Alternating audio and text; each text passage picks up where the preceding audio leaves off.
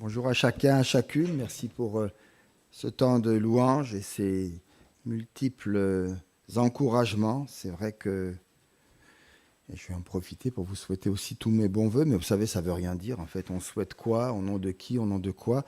La grosse différence en tant qu'Église, en tant que peuple de Dieu, c'est que lorsque nous nous souhaitons les bons voeux, avec tout ce que cela implique, de rêves, peut-être les rêves les plus fous, et puis parfois des paroles qui dépassent nos pensées, c'est qu'elles ont une connotation spirituelle. Elles rebondissent dans le cœur de Dieu et puis elles reviennent, je le pense, en source de grâce et de bénédiction. Alors je nous souhaite des bons vœux tout au long de cette année pour une intimité plus grande avec le Seigneur, pour une présence plus effective dans la ville, dans la société, que nous soyons des témoins dynamiques qui donnent envie de vivre, et puis des frères, des sœurs qui ont choisi la vie en abondance, celle que Dieu veut nous donner encore, au travers peut-être de difficultés, d'épreuves, de choses que nous ne prévoyons pas, mais que Dieu pilote à merveille. Alors que Dieu nous bénisse ensemble en ce début d'année 2024. Voilà, je voudrais vous encourager aussi ce matin au travers d'un texte bien connu. Il n'y aura pas de grosses difficultés ou de profondeur peut-être majeure dans ce texte, mais peut-être des rappels et puis peut-être un défi pour nous, je le dirai en fin de message. Un texte avec un titre, Gédéon, ça on le connaît, on va le retrouver ensemble, une partie de sa vie, et puis un titre qui pourrait aussi nous rejoindre ce matin. J'ai des certitudes, mais aussi j'ai des hésitations. Et les deux se conjuguent, j'arrive pas à les séparer. Quand je parle d'hésitation, je fais trembler mes certitudes, et quand je parle des certitudes, je fais trembler mes hésitations. Un petit texte donc pour nous entraîner dans le texte biblique. Juges chapitre 6, verset 33 jusqu'au verset 40. Tout Madian, Amalek et les Bédouins de l'Orient se rassemblèrent, passèrent le Jourdain et campèrent dans la vallée de Jizréel. Gédéon fut revêtu de l'Esprit de l'Éternel. Il sonna du cor, et le clan d'Abiézer fut convoqué pour marcher à sa suite. Il envoya des messagers dans tout Manassé, qui fut aussi convoqué pour marcher à sa suite. Il envoya des messagers aussi dans Azer, dans Zabulon et dans Nephtali, qui montèrent à leur rencontre. Gédéon dit alors à Dieu, « Si tu veux sauver Israël par ta main, comme tu me l'as dit, voici, je vais mettre une toison de laine sur l'aire. Si la rosée vient sur la toison seule et que tout le terrain reste sec, je reconnaîtrai que tu sauveras Israël par ta main, comme tu l'as dit. » Il en fut ainsi. Le jour suivant, il se leva de bon matin, pressa la toison, en exprima la rosée de la toison pleine d'une coupe d'eau. Gédéon dit à Dieu, « Que ta colère ne s'enflamme pas contre moi, et je ne parlerai plus que cette fois-ci. Je voudrais seulement faire encore une épreuve avec la toison. Que la toison seule reste sèche, et que la rosée vienne sur tout le terrain. » Et Dieu fit ainsi cette nuit-là. La toison seule resta sèche, et la rosée vint sur tout le terrain. Voilà pour la lecture jusqu'ici. Certitude et hésitation. Quelques mots d'introduction, puis après on va un petit peu rentrer dans le texte. Voici une étape de la vie, comme vous l'avez entendu, vous l'avez redécouvert avec moi, de la vie de Gédéon qui, j'espère, peut nous encourager en ce début d'année, pour nous, pour l'Église.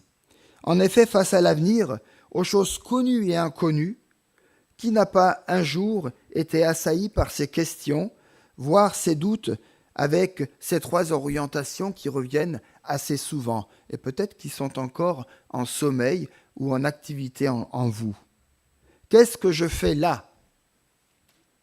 ce matin, dans l'église. Mais qu'est-ce que je fais là? Qu'est-ce que je vais faire aujourd'hui, demain, et puis dans les jours qui viennent? Et puis peut-être, vais-je y arriver avec tout ce que cela implique? C'est vraiment l'expérience, je crois, de chacun de nous, mais aussi une expérience que l'on peut connaître dans nos vies familiales, professionnelles et même dans l'Église parfois. Et c'est exactement ce qui arrive à Gédéon après avoir commencé à suivre et à se mettre en marche avec le Seigneur. Alors on va rappeler ici un petit peu le contexte. Il aurait fallu lire l'ensemble de ce beau chapitre. Le contexte au niveau de la situation concernant l'ensemble d'Israël, du pays. Israël connaît l'oppression par les attaques des Madianites et de ses alliés. Au moments cruciaux, ces pillards arrivent et tels des sauterelles, ils laminent toute la ville.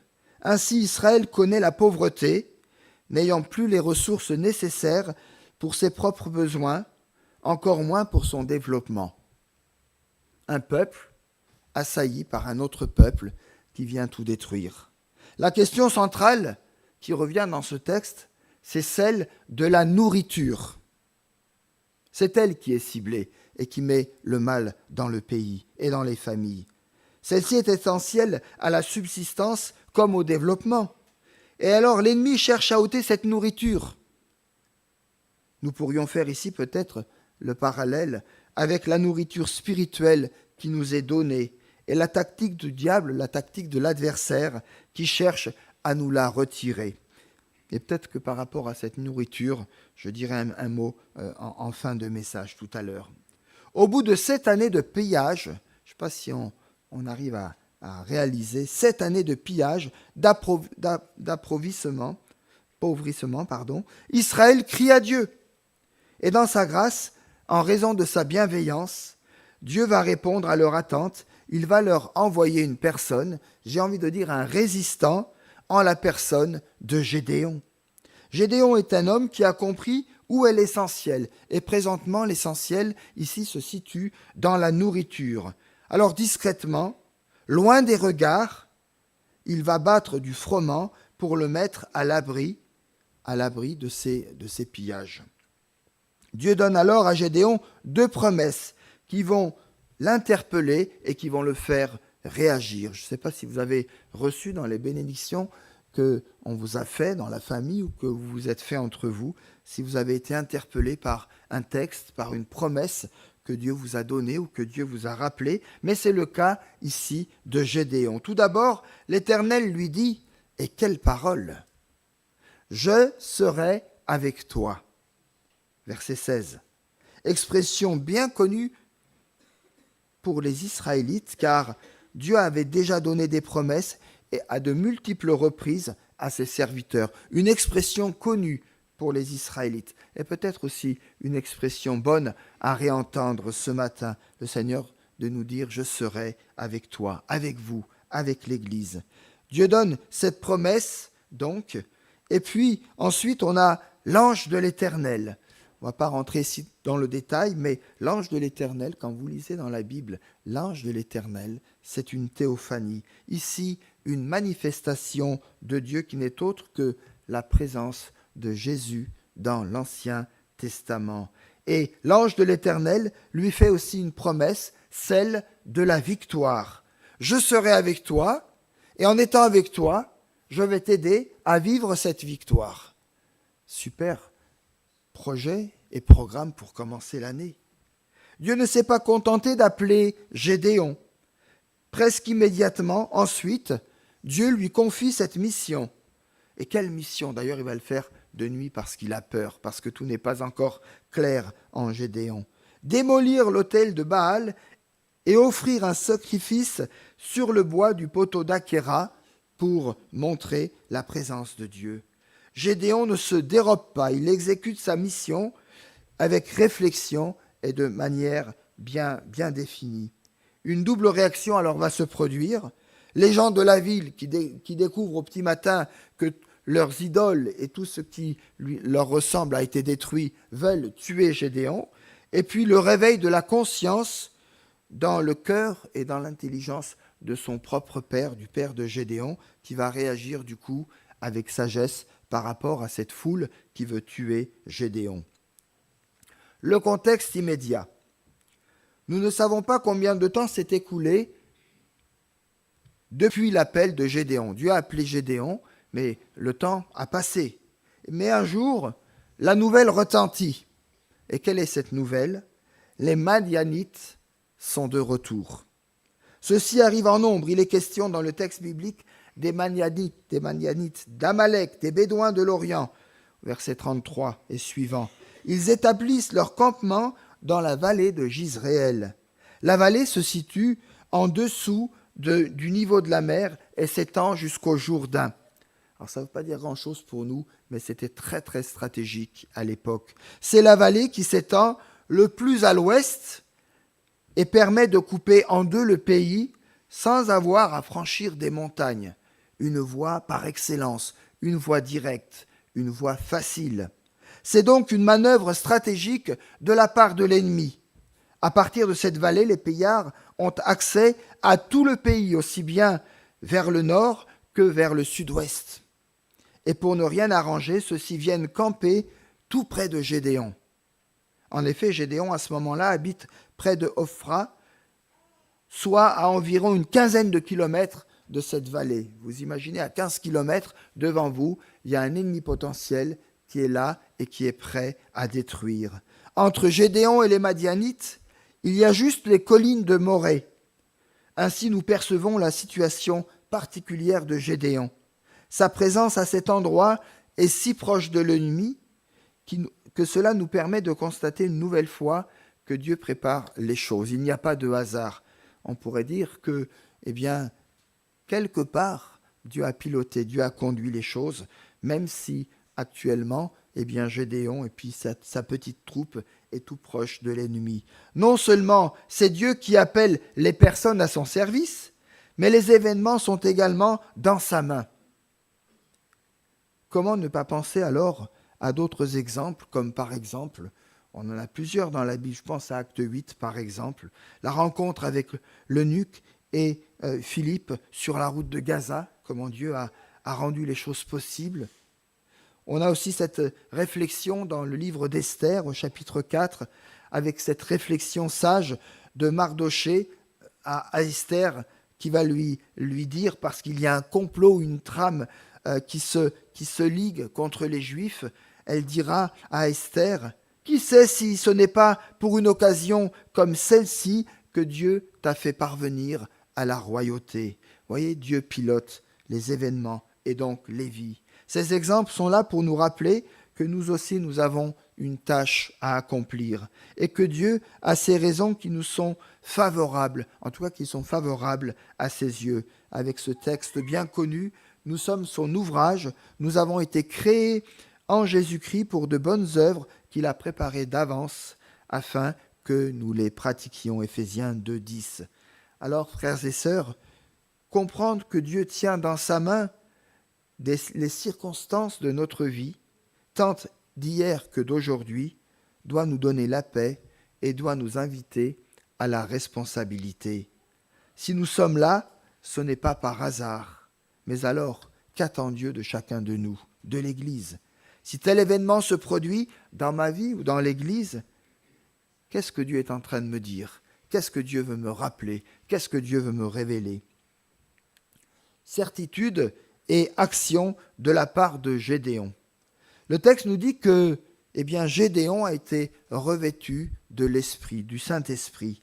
La première indication de l'Écriture est que Gédéon est donc revêtu, mais pas de n'importe qui ni de n'importe quoi. Cette précision importante souligne deux choses. Tout d'abord, que c'est Dieu qui prend l'initiative. Non seulement il conduit les événements, mais il agit personnellement envers Gédéon.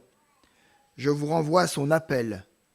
C'est Dieu qui a appelé Gédéon, même si celui-ci était paniqué et qu'il a eu peur au début. L'action de Dieu n'est pas qu'extérieure entre les circonstances, mais c'est aussi une action intime et personnel. Dans sa grâce, Dieu va équiper Gédéon pour la mission qu'il a prévue pour lui. Dans sa grâce, Dieu t'a équipé pour la mission qu'il a prévue pour toi et pour la mission qu'il a prévue pour l'Église, ensemble. Dieu dispose ce qu'il ordonne. Si Dieu nous appelle à une tâche ou à une telle tâche en particulier, il nous donne aussi la capacité, les forces pour réaliser celle-ci. Ensuite, par cette action de Dieu, nous voyons que Dieu tient ses promesses. Pour ne pas dire, Dieu tient toujours ses promesses. Il avait dit à Gédéon, « Je serai avec toi », c'était au verset 16. Il accomplit cette promesse d'une manière personnelle. L'Écriture utilise pour illustrer la présence et l'aide de Dieu par son esprit l'image du vêtement. Nous lisons verset 34, « Gédéon fut revêtu de l'esprit de l'Éternel et il sonna du corps. » Une traduction plus exacte de l'hébreu serait « L'esprit du Seigneur se revêtit de Gédéon. » C'est une puissante image où l'esprit a rempli l'homme incapable et effrayé. Peut-être que ce matin, bien devant les itinéraires de vie et tout ce que nous avons sur notre agenda peut-être déjà chargé, on est au début de l'année 2024, mais peut-être que l'agenda est déjà bien chargé, on se dit vivement 2025, ça sera plus léger. Je ne sais pas ce que vous avez grabouillé sur vos agendas ou l'agenda que vous portez dans votre conscience, dans votre cœur, mais le Seigneur est là, et même si vous vous sentez effrayé ou accablé, eh bien, il veut vous renouveler ce matin. La personnalité et l'humilité de Gédéon sont comme enveloppées par Dieu. Un homme fragile, un homme simple, eh bien, il est enveloppé par l'Esprit de Dieu. Ses talents naturels vont être portés à leur maximum et il va recevoir des dons, des talents exceptionnels. Ce qui va faire que la foi de Gédéon va remplacer sa peur et va lui donner le courage d'affronter les réalités par lesquelles le Seigneur va l'accompagner. Le Seigneur veut aussi nous donner ce matin ce courage pour pouvoir affronter les réalités connues ou inconnues que nous aurons individuellement et communautairement à affronter ensemble. Pour Gédéon, l'Esprit le revêt comme un vêtement. C'est une image qui évoque deux choses importantes. L'équipement. L'Esprit ne nous laisse pas démunis. Il nous équipe comme l'on revêt un habit approprié à telle ou telle tâche. Et puis, il est question, dans ce revêtement, eh bien, de la protection. Le vêtement n'est-il pas protecteur ? Ainsi, l'Esprit nous garde, nous protège. Et c'est l'image qui revient aussi dans le Nouveau Testament, en particulier dans la bouche de Jésus, lorsqu'il demande à ses disciples qui sont apeurés et qui ne comprennent pas de rester à Jérusalem. Avec ce texte de Luc 24, verset 49, où Jésus dit, restez à Jérusalem jusqu'à ce que vous soyez revêtus de la puissance d'en haut. C'est le même mot, c'est la même enveloppe, c'est le même esprit qui veut combler, qui veut protéger, qui veut conduire les événements. Référence justement à la venue du Saint-Esprit. L'expression est identique. L'Esprit de Dieu vient non seulement en nous, mais il nous revêt, il nous garde, il nous donne ce dont nous avons besoin. Puis le texte de nous dire que Gédéon aussi va sonner du corps. C'est le sophar qui est là, qu'on retrouve. Il appelle au rassemblement. Déjà, un autre juge avant lui, Éhoud, avait lui aussi sonné du corps pour mobiliser Éphraïm. Ça nous renvoie dans le même livre au chapitre 3. Ces trompettes sont des cornes d'animaux, essentiellement de béliers. Vous en avez peut-être chez vous, je ne sais pas, je n'en ai pas encore vu, mais qui sait ? Vous les cachez peut-être ou de temps en temps, vous sonnez. Ces trompettes sont donc des cornes de bélier et non des trompettes en métal. Ce corps a une double utilisation dans la parole de Dieu. On le sonne pour la guerre, pour alerter, pour prévenir les troupes. On le sonne aussi pour certaines cérémonies religieuses, comme le jour des expiations, par exemple, Lévitique chapitre 25, ou alors dans des temps de louange et d'adoration. Les événements, finalement, sont parfois reliés, comme dans la chute de Jéricho, par exemple, où nous voyons les sacrificateurs sonner du cor en faisant le tour de la ville. 7 corps se trouvent alors devant l'arche de l'Alliance et les sacrificateurs sonnent du cor. Josué chapitre 6. J'aimerais ici relever encore la réaction de Gédéon. Cette fois-ci, là précisément, Gédéon ne discute pas, il ne tergiverse pas comme au moment de son appel où il a douté, où il a eu du mal à dire un oui franc. Sa réaction est immédiate. Tout de suite, il se met à l'ouvrage, il va agir. En sonnant le cor, Gédéon appelle au rassemblement. Dès le début, il agit avec ses frères, contrairement à Éhoud, par exemple, qui avait eu aussi une action, mais une action solitaire pour appeler à l'aide. Il y a, voyez-vous, des circonstances où vous allez vous retrouver tout seul dans l'œuvre du Seigneur, et Dieu sera avec vous. Et puis il y a des circonstances où nous avons besoin d'être entourés, et il nous faut être ensemble au service du Seigneur. Ainsi, en sonnant le cor, les gens de sa famille, de sa tribu, ici Manassé, va se rassembler autour de lui. Et puis Gédéon va envoyer des messagers.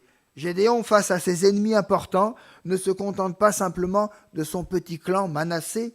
Il mobilise d'une manière plus large encore, en raison du campement de l'ennemi qui coupe le pays en deux et bloque le passage vers le sud. Il n'y a plus beaucoup de choix, car le temps est court.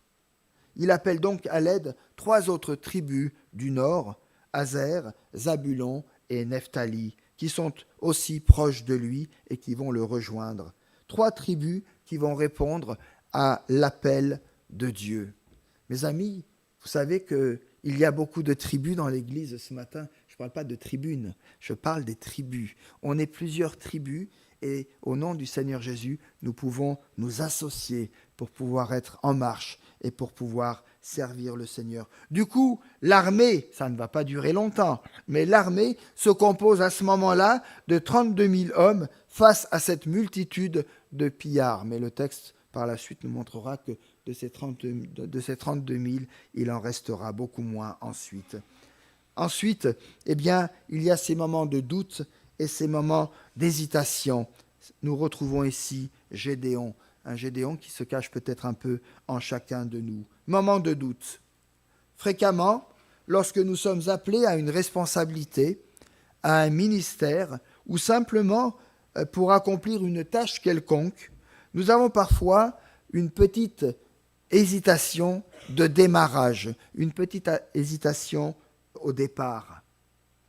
Puis les débuts sont marqués par l'enthousiasme, parfois l'insouciance, voire un brin de folie, il en faut de temps en temps, et beaucoup d'énergie dépensée. Nous sommes prêts à affronter vents et marées, à défier tous les obstacles, n'est-ce pas? Mais au bout d'un certain temps, on réalise peu à peu l'ampleur des choses, de la responsabilité, de la mission demandée. On mesure avec plus de réalisme le chemin qu'il y a encore à parcourir, les forces qu'il faudra déployer, l'ampleur aussi peut-être des obstacles, des défis. Parfois, dans ce temps, on est alors pris d'hésitation, voire de doute. Mais qu'est-ce que je fais là? Pourquoi ai-je accepté cette responsabilité, cette mission? Faut-il continuer ou arrêter? C'est un moment important dans nos vies. C'est à cet endroit-là qu'il ne faut pas craquer, parce que ce temps est parfois redoutable et il nous secoue comme on secourait un prunier. C'est là où se trouve Gédéon et son armée, dans cet état, dans cette pensée. Alors Gédéon va demander une confirmation. C'est un temps capital pour lui. Et Gédéon demande une confirmation de la victoire que Dieu lui avait promise. Vous vous souvenez des 2 promesses? Je serai avec toi. Et puis Dieu avait confirmé qu'il donnerait la victoire à Gédéon. Est-ce que Gédéon l'a oublié? Est-ce que le doute a pris le dessus? En tout cas, Gédéon demande une confirmation. Au moment de son appel, déjà Dieu lui avait promis qu'il battrait Madian. Et déjà à ce moment, Gédéon avait demandé un signe. Ça nous renvoie au chapitre 6, au verset 21. le feu qui était monté du rocher et qui avait consumé l'offrande que Gédéon avait fait à l'ange de l'Éternel. Gédéon demande ici un nouveau signe, une nouvelle confirmation, le test de la toison de Gédéon. Le test de cette toison nous montre que rien n'arrêtera Dieu pour s'assurer, que nous sommes sûrs de son appel et de son envoi. On a un Dieu qui a un cœur généreux. Dieu aurait pu dire, mais Gédéon, je t'ai dit, allez, au travail, au boulot. J'ai envie de dire, ne comprenez pas mal l'expression. Dieu craque. Dieu craque devant la timidité, devant la peur, la torpeur, l'hésitation, et il va répondre à cette demande. Gédéon pose alors une toison sur le sol et demande à Dieu que le matin seul, la toison soit couverte de rosée. On recueillera une coupe, nous dit le texte biblique, de rosée de la toile, une coupe pleine d'eau. Le signe est clair, Dieu a répondu. Le signe est clair, Dieu a répondu. Et comme diraient les Marseillais, basta, c'est terminé, c'est accompli. Mais Gédéon veut une autre confirmation. Qui sait, c'était peut-être le fruit d'un hasard. C'est vrai, j'ai ramassé presque un bol d'eau. D'un côté c'est mouillé, de l'autre côté c'est pas mouillé. Mais qui sait, c'est peut-être un hasard. Alors, il repose la toison sur le sol et demande que cette fois-ci, la toison reste sèche et que la rosée couvre tout le sol. Verset 39. Et il en sera ainsi. En réponse à la prière, le Seigneur manifeste autour de nous, j'appelle ça des assurances toisons. Des assurances toisons. Nous pouvons ainsi voir les preuves de son amour. Quand les défis et les dangers nous menacent, et qu'ils sont particulièrement menaçants, Dieu nous accorde alors des possibilités uniques afin que nous puissions être convaincus qu'il est avec nous. Est-ce qu'en début d'année, tu es, je suis, vous êtes convaincus que Dieu est avec vous? Dieu se sert alors de l'écriture, des paroles d'amis de confiance, de la direction d'événements parfois autour de nous pour nous persuader de la justesse ou de l'erreur d'une direction particulière. Et ça rejoint un petit peu ce texte qui a été lu tout à l'heure du Deutéronome. Voici, j'ai mis devant toi la vie et la mort. Choisis la vie afin que tu vives. Nos choix déterminent si nous prenons des chemins de vie ou si nous prenons des chemins de mort. Une remarque par rapport à cette attitude.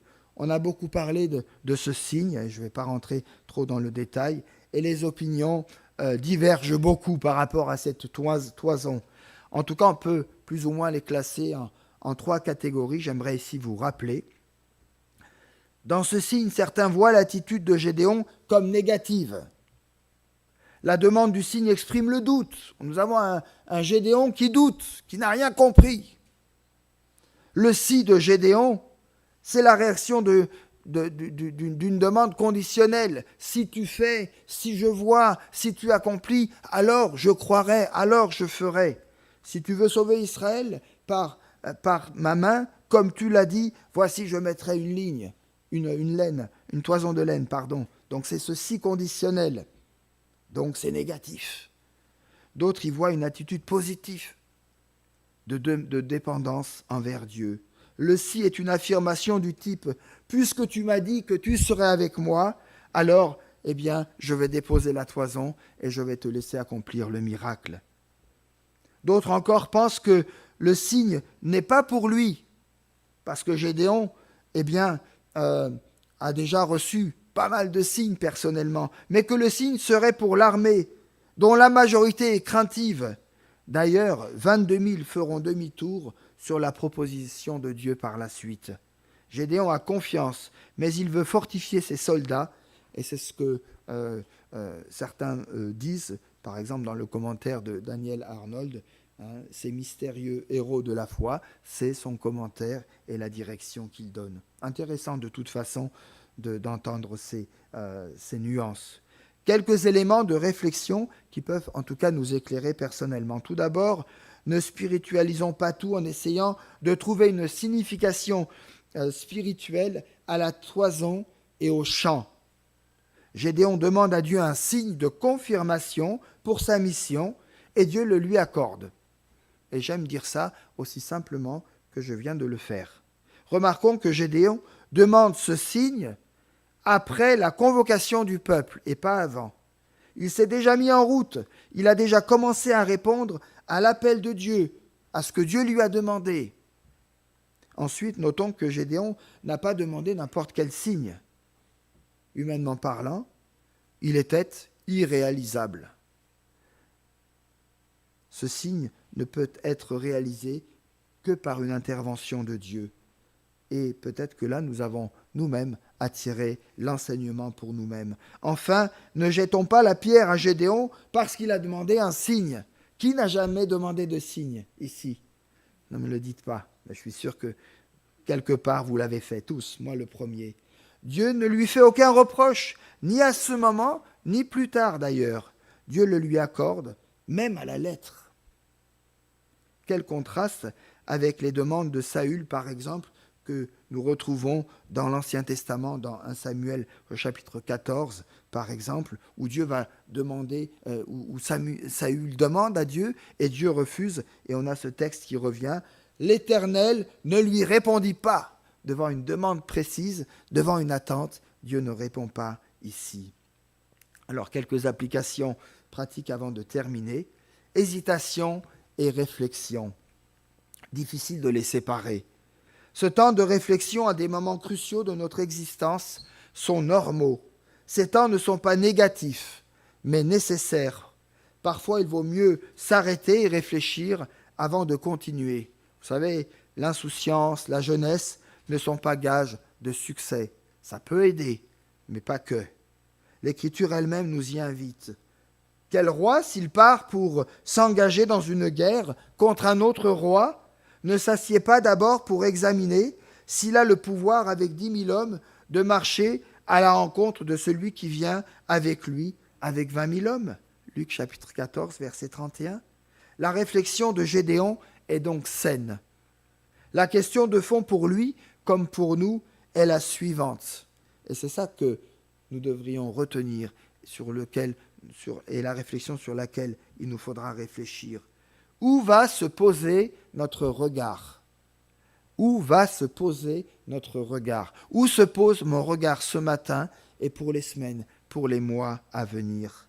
Face aux incertitudes de l'avenir, nous pouvons nous appuyer sur ce que nous connaissons déjà de Dieu. C'est capital, c'est fondamental.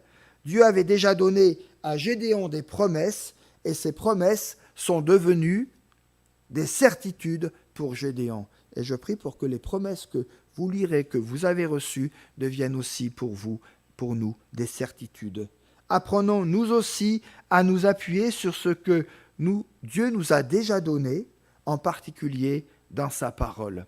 Et un défi peut-être pour vous et pour moi cette année, je ne sais pas où vous en êtes dans votre lecture en 3 ans, lecture en 6 ans, lecture en 10 ans, non, 10 ans, on attend de voir, hein. Lecture en 1 an, alors ça c'est le défi turbo, hein, il faut quand même trouver du temps, 5 chapitres d'un côté, tant de l'autre. Enfin, j'ai des petites méthodes si vous êtes intéressés pour vous aider dans cette lecture. Mais si cette année, ensemble et individuellement, notre défi, ça ne serait pas de replonger nos regards dans la loi parfaite. Je ne sais pas où vous en êtes, si vous la lisez, un peu, beaucoup, passionnément, à la folie, le pas du tout, je l'enlève parce que vous la lisez quand même, j'espère, mais où vous en êtes dans cette lecture?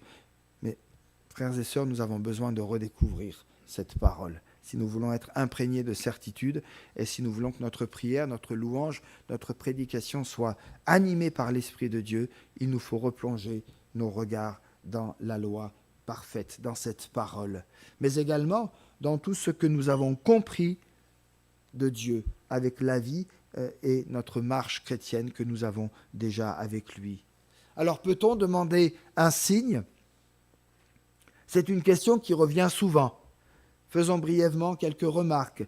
La rareté des demandes de signes dans l'Écriture devrait nous rendre quand même prudents. D'autant que nous sommes invités à marcher Plus fort. Par la foi et non par la vue. Amen. Je constate que dans sa grâce, Dieu a répondu à Gédéon, mais également à Thomas qui voulait voir les marques des clous, ou encore à Moïse qui voulait voir la gloire de Dieu, Exode 33. N'ayons donc pas une analyse trop négative. La demande de signes est dangereuse. Elle peut l'être pour nous, car nous pouvons nous enfermer dans cette façon d'agir finalement, un peu à l'exemple des pharisiens qui, après un miracle extraordinaire de Jésus, je fais ici allusion à la multiplication des pains, Jean chapitre 6, eh bien vont lui dire, après avoir vu le miracle, « Quel miracle fais-tu donc ?» lui dirent-ils, « afin que nous le voyions et que nous te croyions. » Alors qu'ils ont été témoins oculaires de ce beau miracle de la multiplication des pains. Attention donc, car un signe va en appeler un autre, et encore un autre, et encore un autre. C'est un signe, c'est un piège dans lequel, malheureusement, Gédéon et le peuple sont tombés. Après la victoire sur Madian, et quelle victoire, eh bien, Gédéon va fabriquer un éphod, signe visible de la victoire. Jusque-là, tout va bien. Malheureusement, cet éphod va devenir un sujet de prostitution pour le peuple tout entier. On n'est que 2 chapitres après, Juge chapitre 8. Attention, vouloir voir avant de croire pour avancer peut nous conduire à ne jamais en avoir assez, et puis on va tomber dans cet écueil. Avancer avec nos imperfections, et on termine avec ces quelques lignes. Gédéon fait partie des hommes ordinaires qui ont fait des choses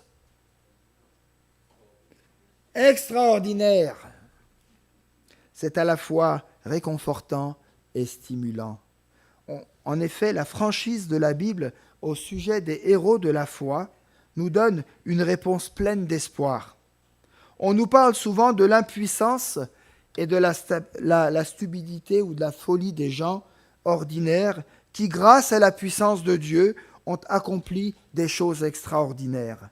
Nous sommes tentés de penser alors qu'ils possédaient, une intelligence supérieure, ou des talents spectaculaires, ou tel don particulier qui furent employés pour la gloire de Dieu. Il n'en est pas aussi vrai. L'Esprit du Seigneur a saisi des hommes et des femmes dans l'Ancien Testament, dans le Nouveau Testament et aujourd'hui encore. Et ces hommes, ces femmes, ce peuple de Dieu a reçu cette grâce qui lui a été donnée pour accomplir les œuvres de Dieu. Nous sommes tous des êtres imparfaits, avec des faiblesses, des hésitations, des questionnements. Et comme Gédéon, eh bien, cela nous tiraille. Pourtant, Dieu nous appelle à son service. Il connaît nos craintes, nos hésitations, nos imperfections. Et pourtant, il a envie de nous utiliser. Alors cela devrait nous encourager. En tout cas, cela m'encourage.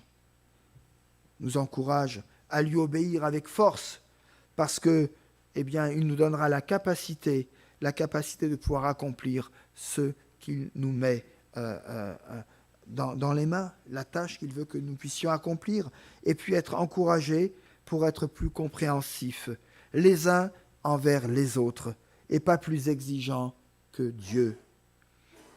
Tous, nous avons besoin de faire des progrès, pas seulement les autres. Tous, nous avons à nous engager sur le chemin de la croissance. L'important est de nous laisser conduire par Dieu dans cette croissance, sachant que Dieu, eh bien, nous devance et qu'il nous accompagnera. Aujourd'hui, au début de cette nouvelle année qui commence devant nous, eh bien, nous ne savons pas ce qui nous est réservé. Et j'espère de bonnes choses. J'espère pour chacun de bonnes choses. Mais dans cette incertitude, nous pouvons, et nous sommes invités ce matin, à nous appuyer sur les promesses de Dieu, les promesses contenues dans la Bible. Il est fidèle, il nous a revêtus de son Esprit Saint. Avançons donc avec confiance en nous reposant sur lui, car l'ange de l'Éternel est à notre côté. Moi, je m'attends à l'Éternel, oui, je m'attends à lui, de tout mon être, j'ai confiance en sa parole. Psaume 130, verset 5. Que Dieu nous accompagne en ce début d'année nouvelle pour que nous puissions vivre des bontés, vivre de la grâce, vivre des promesses et voir combien Dieu est à l'œuvre dans nos vies et combien il nous conduit sur les chemins de vie pour que nous puissions être porteurs d'espérance pour nous-mêmes, pour l'Église et en dehors de l'Église. Soyons bénis.